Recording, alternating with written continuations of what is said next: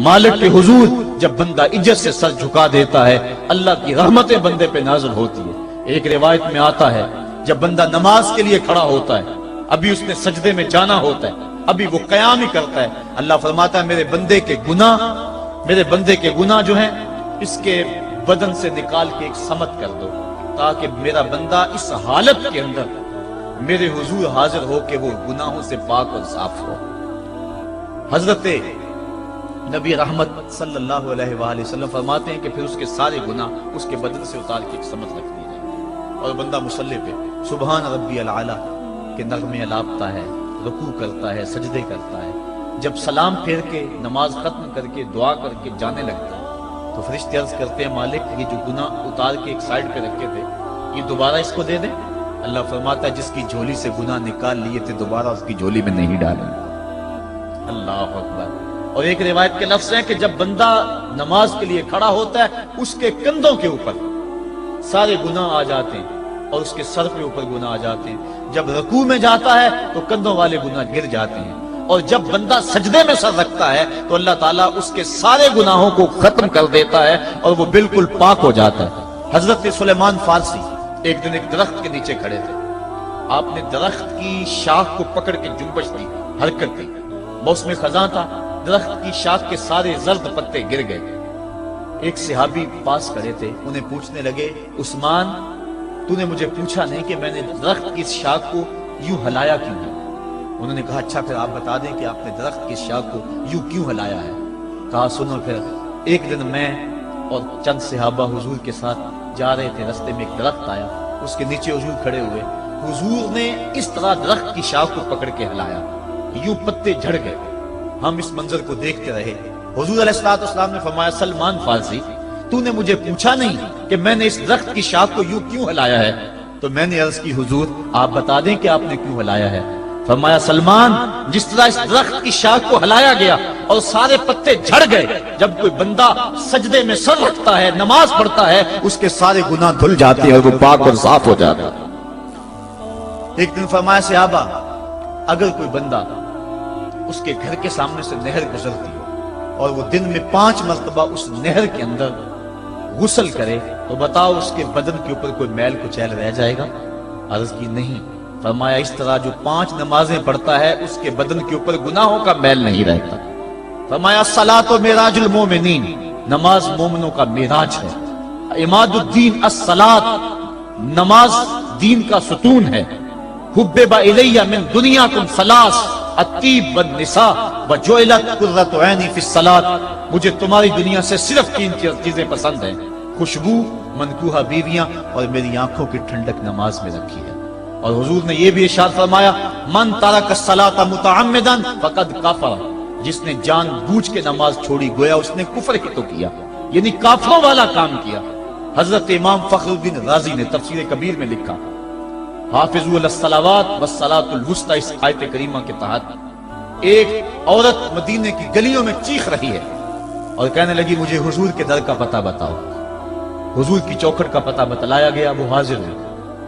آقا کریم صلی اللہ علیہ وسلم کی خدمت میں عرض کی حضور میرا خامد سفر پہ گیا ہوا تھا اور میں نے اس کی عدم موجودگی کے اندر زنا کر لیا، حمل ٹھہر گیا، اور جو بچہ پیدا ہوا میں نے مارے شرم کے اس بچے کو سرکے کے مرتبان میں ڈال دیا، اور پھر اسی سرکے سے میں لوگوں کو فروخت کرتی رہی ہوں۔ اب جب کہ میرا ضمیر جاگا ہے میں آپ کی خدمت میں حاضر ہوئی، مجھے بتایا جائے کہ میرے گناہ کا بھی کوئی کفارہ ہے۔ حضور نے ارشاد فرمایا جو تو نے زنا کیا ہے اس کی سزا رجم ہے کیونکہ تو شادی شدہ ہے، اور جو تو نے بچے کو قتل کیا ہے قتل کی سزا قتل ہے، اور جو تو نے سرکہ بیچا ہے فقد ارتکبت کبیرہ، تو نے کبیرہ گناہ کیا ہے، اس کی سزا تو قیامت کے دن پائے گی۔ اس کے بعد حضور فرمایا ان تینوں گناہوں کی یہ سزا ہے، لیکن جس طرح تو گھبرائی ہوئی آئی تھی میں تو یہ سمجھا تھا شاید تیری نماز اثر قضا ہو گئی ہے۔ اب آپ اندازہ کریں کہ نماز کی اہمیت کیا ہے اور ہم اس باب میں کتنی سستی کرتے ہیں۔ کسی سے پوچھا جائے نا آؤ نماز پڑھنے چلے، وہ کہتے ہیں بس یار میرے کپڑے پلید ہیں، کپڑے میرے پاک نہیں ہیں۔ تیرے کپڑے کیسے پاک رہ سکتے ہیں؟ تو اللہ کے حضور جھکنا نہیں جانتا، تیرے کپڑے بھی پلید ہے، تیرا دل بھی پلید ہے، تو اس کے حضور جھک کے تو دیکھ، تن بھی ستھرا کر دے گا، تیری روح کو بھی پاکی دے دے گا، تیرے قلب کو بھی طہارت بخش دے گا۔ تو اس کے حضور آ جھک، اس کے حضور سجدوں سے اللہ کے حضور خراج پیش کر اپنی محبتوں کا۔ جب بندہ سجدے میں سر رکھتا ہے اللہ فرشتوں میں فخر کرتا ہے، میرے بندے کو دیکھو نا، بالآخر میرے حضور ہی جھکا ہے نا، کتنے گناہ کیے اس نے، کتنے جرم کیے اس نے، لیکن بالآخر میرے حضور آیا اور اپنے گناہوں کی معافی مانگتا ہے۔ فرشتوں گواہ ہو جاؤ، میں نے اپنے اس بندے کی مغفرت فرما دی۔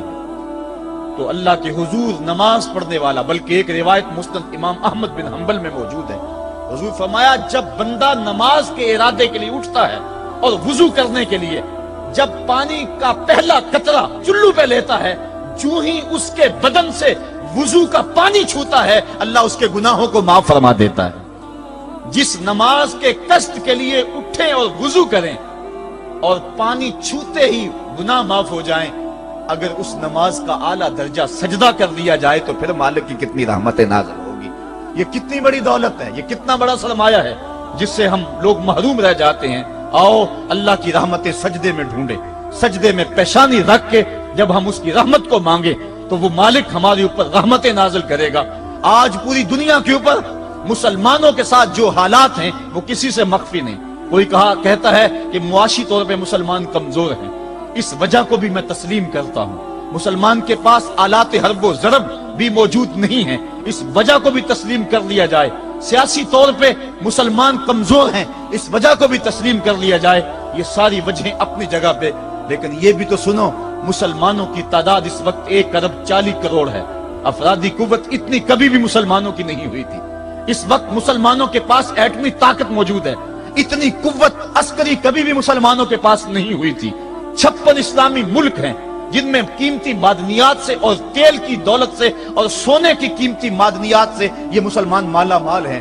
کیا کچھ نہیں ہے جو مسلمانوں کے پاس نہ ہو، لیکن ایک دولت چھن گئی مسلمانوں کے پاس، وہ سجدے کی آبرو، وہ سجدے کی عزت، وہ پیشانی رکھ کے اس رب کو پکارنا جو سب سے اعلیٰ ہے، جو سب سے بالا ہے، جس نے موسیٰ کے فرعون کو نیل کی موجوں میں ڈبو دیا۔ کیا پوری امت مسلمہ 1.40 کروڑ انسان سجدے میں سر رکھ کے سبحان ربی الاعلیٰ کے نغمے آلاپ کے اپنے رب سے گزارش کریں اور اپنی امت کا رونا روئیں؟